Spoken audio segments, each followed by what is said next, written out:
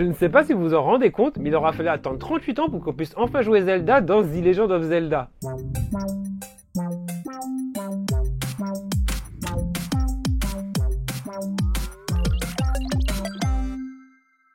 Ah, et pour fêter nos retrouvailles, quoi de mieux que de remporter votre épisode de Zelda Echoes of the Wisdom?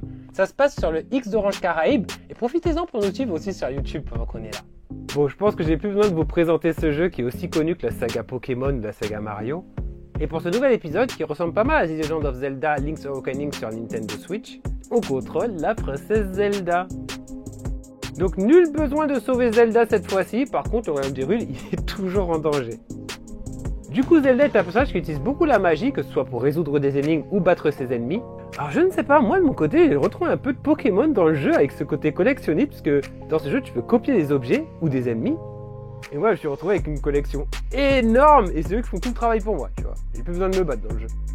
Alors on pourrait penser que c'est un jeu qui plairait plutôt à la gente féminine ou aux enfants, mais en vrai les ennemis sont assez corsus, je me suis retrouvé coincé plusieurs fois dans le jeu, et ça le rend vraiment intéressant parce que je dois faire travailler tes méninges. Enfin bref, le jeu est déjà disponible chez ton marchand de jeux vidéo préféré ou en téléchargement sur ta Nintendo Switch, et vraiment un nouveau Zelda, ça se savoure.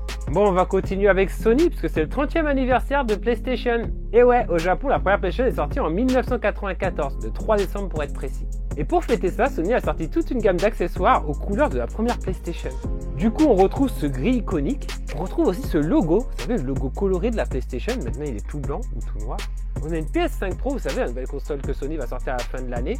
Donc au programme, on a une PS5 Slim 30e anniversaire, une PS5 Pro 30e anniversaire qui est très rare puisqu'elle sera limitée à 12 300 exemplaires, une DualSense Edge qui est la manette Pro de Sony, une DualSense aussi aux couleurs de PlayStation, et pour finir un PlayStation Portal qui est également aux couleurs de PlayStation. Voilà, c'est tout pour cet épisode de La Minute Gaming avec Orange, j'espère que ça vous aura plu. En tout cas de mon côté c'est un plaisir de vous retrouver et j'espère que votre rentrée s'est bien passée et que vous arrivez à trouver un peu de temps pour jouer aux jeux vidéo parce que je vous avoue que moi c'est pas évident. Sur ce, je vous dis à la revoyure au prochain épisode. Ciao!